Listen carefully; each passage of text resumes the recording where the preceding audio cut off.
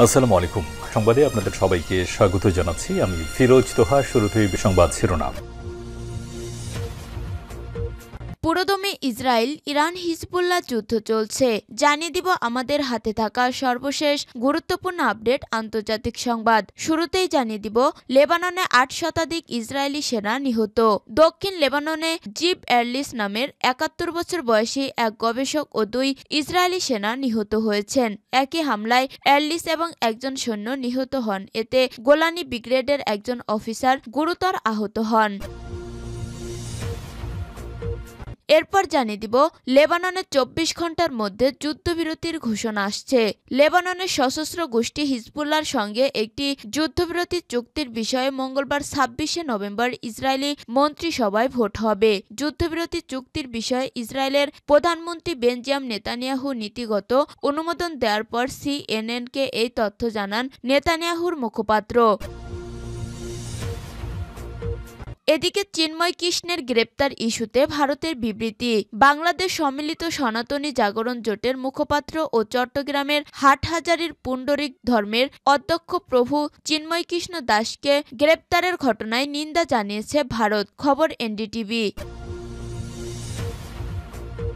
এরপর জানিয়ে দিব ইমরান খানের সমর্থকদের লক্ষ্য করে মুহুর্মুহু গুলি, মুহূর্তে জনশূন্য ডিচক। পাকিস্তানের আধা সামরিক বাহিনী রেঞ্জার্স পাকিস্তান তেহরিক-ই-ইনসাফের পিটিআই সমর্থকদের লক্ষ্য করে তাজা গুলি ছুড়ছে। মঙ্গলবার ২৬শে নভেম্বর বাংলাদেশ সময় বিকেল ৪:৫টার দিকে এ তথ্য জানান আল জাজিরা।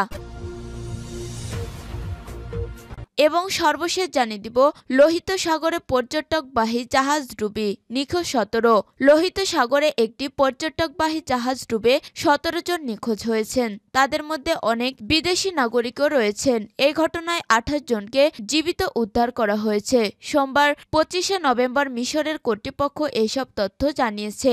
খবর বিবিসি। মিশরের রেড সি প্রদেশের গভর্নর জানান, গত শনিবার মার্শা আলাম সংলগ্ন একটি বন্দর থেকে ৫ দিনের ডাইভিং ট্রিপে যাত্রা শুরু করে সি স্টেলি নামের জাহাজটি। তবে ভোর ৫:৩০টার দিকে জাহাজ থেকে বিপদ সংকেত পাঠানো হয়। প্রিয় দর্শক, এতক্ষণ শুনছিলেন সংবাদ শিরোনাম, এরপর বিস্তারিত।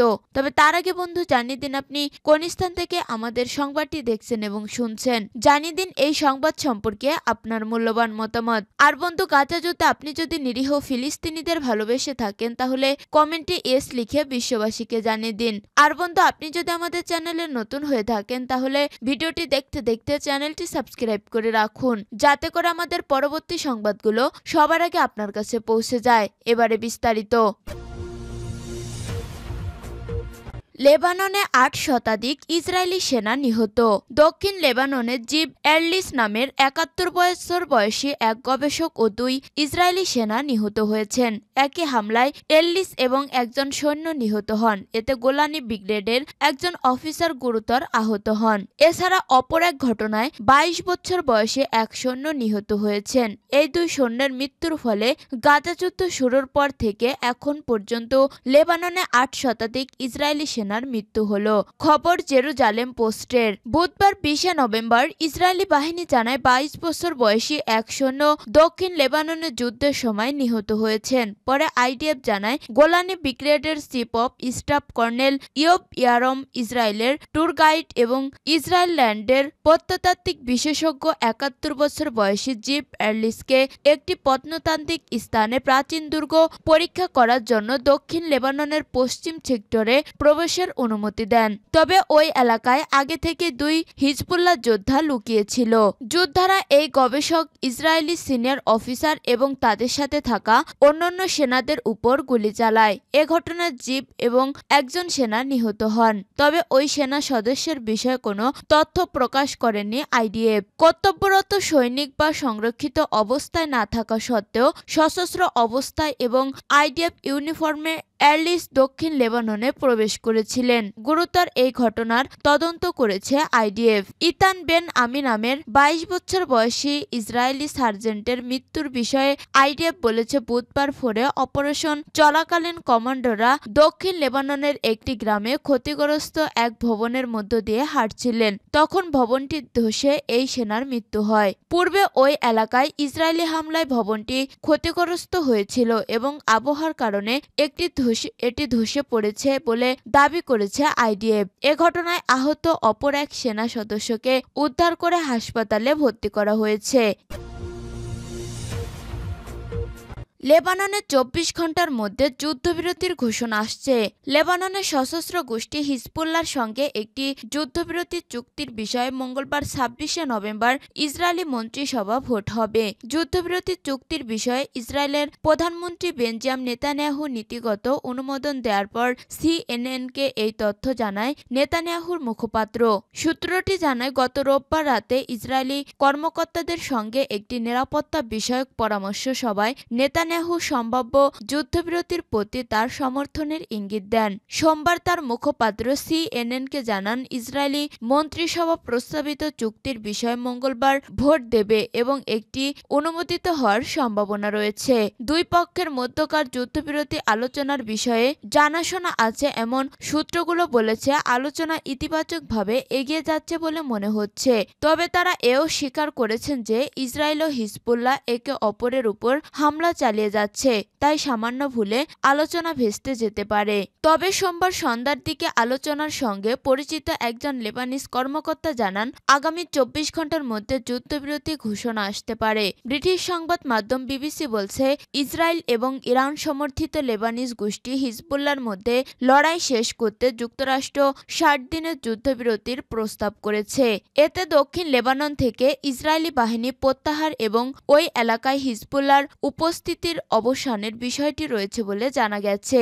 নাম প্রকাশ না করার শর্তে একজন পশ্চিমা কূটনীতিকের বরাতে বিবিসি বলেছে, এই চুক্তিতে ইসরায়েল ও হিজবুল্লাহর খালি এলাকা লেবাননের সেনাবাহিনীর উপস্থিতি জোরদার করা হবে। তবে ইসরায়েলের কট্টর ডানপন্থী জাতীয় নিরাপত্তা মন্ত্রী ইতামার বেন-গভির যুদ্ধবিরতি চুক্তির বিরোধিতা করে সামাজিক যোগাযোগ মাধ্যমে একে গুরুতর ভুল বলে অভিহিত করেছে। তিনি বলেন, এখন হিজবুল্লাহকে সামরিকভাবে পিছনের দিকে নিয়ে যাওয়া এবং ধ্বংস করার একটি ঐতিহাসিক সুযোগ। চিন্ময় কৃষ্ণের গ্রেপ্তার ইস্যুতে ভারতের বিবৃতি। বাংলাদেশ সম্মিলিত সনাতনী জাগরণ জোটের মুখপাত্র ও চট্টগ্রামের হাটহাজারীর পুণ্ডরিক ধর্মের অধ্যক্ষ প্রভু চিন্ময় কৃষ্ণ দাস ব্রহ্মচারীকে গ্রেপ্তারের ঘটনায় নিন্দা জানিয়েছে ভারত। খবর এনডিটিভির। মঙ্গলবার 26শে নভেম্বর ভারতের পররাষ্ট্র মন্ত্রণালয় এক বিবৃতিতে বাংলাদেশি কর্তৃপক্ষকে হিন্দু এবং অন্যান্য সংখ্যালঘু সম্প্রদায়ের নিরাপত্তা ও সুরক্ষা নিশ্চিত করার আহ্বান জানিয়েছে। বিবৃতিতে ভারতের পররাষ্ট্র মন্ত্রণালয় জানায়, বাংলাদেশ সম্মিলিত সনাতন জাগরণ জোটের মুখপাত্র চিন্ময় কৃষ্ণ দাসকে গ্রেপ্তার ও জামিন নাকচ করার বিষয়টি আমরা গভীর উদ্বেগের সঙ্গে লক্ষ্য করছি। বাংলাদেশে হিন্দু এবং অন্যান্য সংখ্যালঘুদের উপর একাধিক হামলার পরে এখন এ ঘটনা ঘটল। বিবৃতিতে ভারত দাবি করে, বাংলাদেশে সংখ্যালঘুদের বাড়িঘর ও ব্যবসা প্রতিষ্ঠানে অগ্নিসংযোগ ও লুটপাটের পাশাপাশি চুরি ও ভাঙচুর এবং দেবতা ও মন্দির অবমাননার একাধিক নথিভুক্ত ঘটনা রয়েছে। বিবৃতিতে আরও বলা হয়, শান্তিপূর্ণ সমাবেশের মাধ্যমে ন্যায্য দাবি উপস্থাপনকারী একজন ধর্মীয় নেতার বিরুদ্ধে মিথ্যা অভিযোগ এনে গ্রেপ্তার করা হয়েছে। বিপরীতে সংখ্যালঘুদের উপর হামলাকারী দুষ্কৃতকারীরা বাইরে ঘুরে বেড়াচ্ছে। বিবৃতিতে বাংলাদেশ সরকারের প্রতি হিন্দু ধর্মাবলম্বী সহ সকল সংখ্যালঘুদের শান্তিপূর্ণ সমাবেশ ও মত প্রকাশের স্বাধীনতার অধিকার প্রতিষ্ঠা ও নিরাপত্তা নিশ্চিত করার আহ্বান জানানো হয়েছে। এদিকে মঙ্গলবার 26শে নভেম্বর সকালে চট্টগ্রাম ৬ষ্ঠ মেট্রোপলিটন ম্যাজিস্ট্রেট কাজী শফিউল ইসলামের আদালত তার জামিন ও রিমান্ড আবেদন নামঞ্জুর করে কারাগারে পাঠানোর নির্দেশ দেন। এর আগে কঠোর নিরাপত্তায় সকাল 10টা 50 তাকে আদালতে হাজির করা হয়। এ সময় আদালত প্রাঙ্গণে ভিড় করেন চিন্ময় দাসের ভক্তরা। আদালতের আদেশের পর চিন্ময়কে কারাগারে নেয়ার চেষ্টা হলে রাস্তা অবরোধ করেন তারা।